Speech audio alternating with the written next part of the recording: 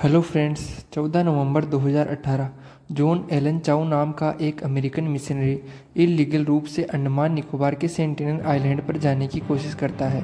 ये 14 नवंबर को अंडमान निकोबार पर जाता है और वहाँ पर कुछ नाव वालों से मिलता है और बोलता है कि मुझे सेंटिनल आइलैंड पर लेकर चलो, लेकिन ये सभी नाव वाले इसे मना कर देते हैं। लेकिन ये फिर भी वहाँ जाने की कोशिश करता है और एक नाव वाले को 25,000 रुपये देकर इस आइलैंड पर पहुँच जाता है और देखता है कि वहाँ पर कुछ लोग रहते हैं, लेकिन ये लोग अलग तरीके के हैं। लोगों ने कोई भी कपड़ा नहीं पहना है और जब वो अंदर जाने की कोशिश करते तो वे लोग उन पर बाणों की बारिश करने लगते, लेकिन वे फिर भी जाने की कोशिश करते क्योंकि उसे लगता था कि वह एक जीसस क्राइस्ट का दूत है और वहाँ पर उन्हें एक बाइबल देगा और जीसस क्राइस्ट का मैसेज पहुँचाएगा।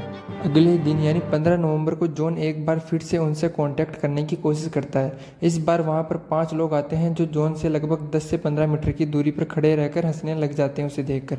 उनमें से एक 10 साल का बच्चा जॉन पर बाण चलाता है, जो बाण बाइबल पर आकर लगती है और जॉन बच जाता है और डरकर भाग जाता है और फिर अपनी डायरी में आकर लिखता है कि भगवान, मेरे साथ जो कुछ भी होता है इन लोगों की कोई जिम्मेदारी नहीं होगी, क्योंकि ये लोग किसी बाहरी दुनिया के लोगों को जानते भी नहीं है, यहाँ तक कि आपको भी नहीं जानते। उसने वहाँ 13 पेजों की एक डायरी लिखी थी और हुआ भी कुछ ऐसा ही। जॉन वहाँ मारा गया और उसकी लाश भी वहाँ नहीं मिली। तो आज बात करेंगे एक ऐसे आइलैंड की जहाँ पर जो भी जाता है वो वापस नहीं आता। भारत सरकार ने भी इस आइलैंड के लोगों से कांटेक्ट करने की कई बार कोशिश की, लेकिन हर कोशिश नाकामयाब रही और वहाँ पर जो गया उनका स्वागत भी बाणों से ही हुआ। अंडमान निकोबार पर कुल 572 छोटे छोटे आइलैंड हैं, जिनमें से 38 पर ही लोग रहते हैं और उनमें से 12 पर ही टूरिस्टों को जाने की अनुमति है। सेंटिनल आइलैंड लगभग 60 किलोमीटर स्क्वायर क्षेत्रफल में फैला हुआ है, जो अंडमान निकोबार की राजधानी पोर्ट ब्लेयर, जो कि साउथ अंडमान पर स्थित है, से मात्र 50 किलोमीटर की दूरी पर नॉर्थ साइड में स्थित है। माना जाता है कि आज से लगभग 70,000 साल पहले अफ्रीका से बाहर कई लोग माइग्रेट कर रहे थे, जिसे आउट ऑफ अफ्रीका थ्योरी भी कहा जाता है। ये अफ्रीका से यमन और यमन से भारतीय उपमहाद्वीप होते हुए ऑस्ट्रेलिया तक पहुंच गए। इन ऑस्ट्रेलिया और भारत के बीच कई सारे देश आइलैंड के रूप में स्थित है। इन्हीं आइलैंडों पर कुछ लोग जो जाकर रहने लगे वे दुनिया से आइसोलेटेड हो गए। कहा जाता है कि आज से लगभग 10 से 30,000 साल पहले ये लोग इस आइलैंड पर आए थे और तब से ये इसी आइलैंड पर रहते हैं। इन लोगों के अलावा अनेक जनजातियां दूसरे आइलैंडों पर रहने लगी, लेकिन जो सेंटिनल आइलैंड पर रहने वाली जनजाति थी वो बाकी जनजातियों से बिल्कुल अलग थी, क्योंकि ये बाकी जनजातियों की भाषा भी नहीं जानती थी और बाकी जनजातियों से रहना खाना और इनकी भाषा बिल्कुल अलग थी। यहाँ जाने वाले शोधकर्ताओं के द्वारा माना जाता है कि यहाँ पर रहने वाले लोगों ने खेती करना भी नहीं सीखा, क्योंकि मानव ने लगभग 12,000 साल पहले खेती करना सीखा था और इस आइलैंड के लोग लगभग 15 से 30,000 साल पहले बाकी दुनिया से अलग हो गए थे। ये लोग आज भी नारियल, फल व जानवरों का मांस खाकर ही जीवित रहते हैं। इसके इतिहास की बात करें तो यहाँ सबसे पहले 2री शताब्दी में एक रोमन मैथमेटिशियन क्लौडियस टोलेमी आया था। क्लौडियस टोलेमी ने ही अंडमान निकोबार की खोज की और इसे कैनिबल ऑफ आइलैंड नाम दिया, यानी नरभक्षी आइलैंड।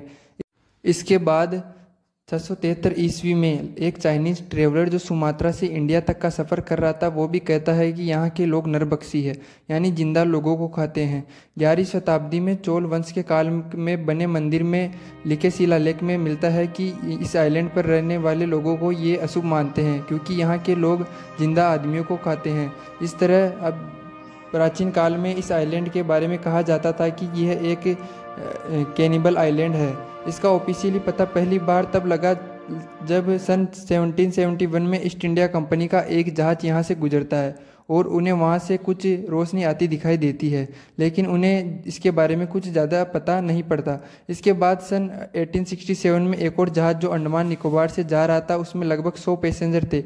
उनका एक्सीडेंट इस आइलैंड पर हो जाता है, लेकिन ये जहाज़ वहाँ पर कुछ समय के लिए फंस जाता है और फिर रॉयल इंडियन नेवी की मदद से बचा लिया जाता है। साल 1880 में मॉरिस विडल पोर्टमैन नाम का एक ब्रिटिश अधिकारी कोशिश करता है कि वहाँ के लोगों से मिलेगा और उन्हें सिविलाइजेशन करने की कोशिश भी करेंगे, क्योंकि तब तक ब्रिटिश इंडिया बाकी अंडमान निकोबार की जनजातियों से कम्युनिकेट कर चुकी थी, जो काफ़ी फ्रेंडली कम्युनिकेशन था। पोर्टमैन बाकी जनजातियों के लोगों को अपने साथ लेकर जाते हैं और उनसे कहते हैं कि इनसे बात करने की कोशिश करें, लेकिन सेंटिनलीज लोग बाकी जनजातियों के लोगों की भाषा नहीं जानते थे और उनसे कम्युनिकेट नहीं हो पाता। इसलिए पोर्टमैन वहाँ से एक बुजुर्ग कपल और 4 बच्चों को उठा लाता है और उन्हें अंडमान निकोबार की राजधानी पोर्ट ब्लेयर पर ले आता है। लेकिन कुछ दिनों बाद उनकी तबीयत खराब होने लगती है और वो बुजुर्ग कपल मारे जाते हैं। इससे मॉरिस बिडल को इन बच्चों पर दया आ जाती है, जो इसलिए उन्हें वापस कुछ गिफ्ट देकर इसी आइलैंड पर छोड़कर आ जाते हैं। आज़ादी के बाद भारत सरकार ने भी इनसे कम्युनिकेट करने की कई बार कोशिश की। साल 1967 में त्रिलोकनाथ पंडित पहले ऑफिशियल एंथ्रोपोलॉजिस्ट बने इस आइलैंड पर जाने वाले। ये अपने साथ एक 20 लोगों की टीम ले गए, जिसमें कुछ साइंटिस्ट थे, आर्मड फोर्स के और नेवी के भी कुछ लोग थे। इनकी टीम ने करीब 1 किलोमीटर तक इन सेंटिनलीज लोगों के फुटप्रिंट को फॉलो किया, लेकिन इन्हें वहाँ कुछ जानकारी नहीं मिली और ये वापस आ गए। इसी क्रम में साल 1974 में एक इंडियन फिल्म क्रू वहाँ पर गया, जो इस आइलैंड पर और अंडमान निकोबार पर एक डॉक्यूमेंट्री बनाने वाला पहला फिल्म क्रू था। इस फिल्म क्रू के साथ त्रिलोकनाथ पंडित भी थे। उन्होंने वहाँ पर कुछ कोकोनट और सुअर को वहाँ पर रख दिया। कुछ देर बाद वो देखते हैं कि वहाँ के लोग इस तट पर आए और इस फिल्म क्रू पर बाणों से आक्रमण करने लगे और इन्हें भी कुछ ज़्यादा जानकारी नहीं मिली, क्योंकि ये भी वहाँ से वापस आ गए। इसके बाद साल 1981 में एक मर्चेंट शिप प्राइम रोज नाम से बांग्लादेश से ऑस्ट्रेलिया जा रहा था, लेकिन तूफान आने की वजह से ये शिप इस आइलैंड पर फंस जाता है और इस जहाज पर सेंटिनलीज लोग आकर आक्रमण करने लग जाते हैं, लेकिन ख़राब मौसम के कारण इनके बाण सही दिशा में नहीं लगते और ये बच जाते हैं। इसी तरह से ये लोग 1 सप्ताह तक वहीं पर रहते हैं और बाद में इस जहाज को बचा लिया जाता है, लेकिन ये जहाज वहीं फंस जाता है और लोगों को बचा लिया जाता है। इस जहाज को आप आज भी गूगल मैप पर देख सकते हैं, क्योंकि यह जहाज आज भी वहीं फंसा हुआ है। इस जहाज के फंसने से पहले यहाँ के लोग लोहे का इस्तेमाल करना भी नहीं जानते थे, लेकिन इस जहाज से मिले लोहे से यहाँ के लोग लोहे का इस्तेमाल करना सीख गए। और इससे पहले ये जो बाण चलाते थे ये केवल लकड़ी की होती थी, लेकिन इसके बाद इनकी बाण के आगे लोहे का इस्तेमाल होने लगा। ये पहला मौका था जब सेंटिनलीज लोग लोहे को देखे थे। भारत सरकार इनसे कम्युनिकेट करने की एक बार फिर से कोशिश करती है। साल 1991 में मधुमाला चट्टोपाध्याय नाम से एक एंथ्रोपोलॉजिस्ट वहां पर जाती है, जो अब तक का सबसे फ्रेंडली कम्युनिकेशन होता है। उनके साथ त्रिलोकनाथ पंडित भी होते हैं। मधुमाला चट्टोपाध्याय वहां जाती है तो वहां पर कुछ लोग होते हैं और उनके साथ कुछ महिलाएं होती है। जब ये लोग मधुमाला चट्टोपाध्याय को देखते हैं तो बाण चलाने की कोशिश करते हैं, लेकिन उनके साथ जो महिलाएं होती है वो उन्हें ऐसा करने के लिए मना करती है और बोलती है कि ऐसा मत करो। इससे हमें पता चलता है कि वहाँ के लोग महिलाओं के प्रति रेस्पेक्टफुल होते हैं, इसलिए वो लोग मधुमाला चट्टोपाध्याय पर आक्रमण नहीं करते और उनसे कुछ कोकोनट और उनसे कुछ गिफ्ट भी ले लेते हैं। लेकिन यह कम्युनिकेशन सबसे फ्रेंडली कम्युनिकेशन था और इसके बाद में भी कभी ऐसा फ्रेंडली कम्युनिकेशन नहीं हो पाया। ये लोग एक बार फिर से वहां पर जो भी जाता उन पर आक्रमण करने लगे और वापस पहले की तरह ही व्यवहार करने लगे। इससे परेशान होकर भारत सरकार ने साल 1997 में वहां पर बैन कर दिया, किसी का भी जाना वहां पर बैन कर दिया और वहां के 5 किलोमीटर की रेंज तक भी कोई नहीं जा सकता था। लेकिन 2004 में सुनामी आने के कारण भारत सरकार वहां पर इंडियन कोस्ट गार्ड के कुछ हेलीकॉप्टर भेजती है, लेकिन उन हेलीकॉप्टर को देखकर वहां के लोग वहां पर बाण चलाना शुरू कर देते हैं। इससे कोस्ट गार्ड वाले जवान समझ जाते हैं कि इन लोग जिंदा है और इन लोगों को कुछ नहीं हुआ और ये वापस आ जाते हैं। इसी प्रकार साल 2006 में 2 लोग और वहां पर जाते हैं, लेकिन उनका कुछ पता नहीं चलता और वो भी वहां पर मारे जाते हैं। यहाँ पर लेटेस्ट सबसे जाने वाले जो मैंने इस वीडियो के शुरू में बताए थे वो था जॉन एलन चाउ, जो मारा गया। इसके बाद आज तक वहाँ पर कोई नहीं गया। तो इन सब घटनाओं से हमें पता चलता है कि सेंटिनल आइलैंड पर रहने वाली जनजाति कैसी है और किस प्रकार वे लोग रहते हैं। इन सभी घटनाओं से हमें कुछ तथ्य प्राप्त हुए, जिनके आधार पर हम कह सकते हैं कि इन लोगों की हाइट लगभग 5 फुट 3 इंच से 5 फुट 5 इंच तक रही होगी। इनके बाल छोटे और घुंघराले होते हैं और ये बोट बनाना यानी नाव बनाना भी जानते हैं। इनको खेती करना नहीं आता। ये 2 प्रकार की झोपड़ियों में रहते हैं, जिनमें से एक बड़ी झोपड़ी और उसके पास एक 5 छोटी झोपड़ी बनी हुई रहती है। यहाँ के लोगों की जनसंख्या लगभग 250 है। इन लोगों की जनसंख्या की जनगणना तो किसी ने नहीं की, लेकिन अनुमानित तौर पर हम कह सकते हैं कि यहाँ पर 250 लोग रहते होंगे। इन्हें पहली बार तब देखा गया जब साल 1974 में भारत का पहला Indian film crew Andaman Nicobar पर गया था। इसके बाद ये बहुत कम दिखाई दिए।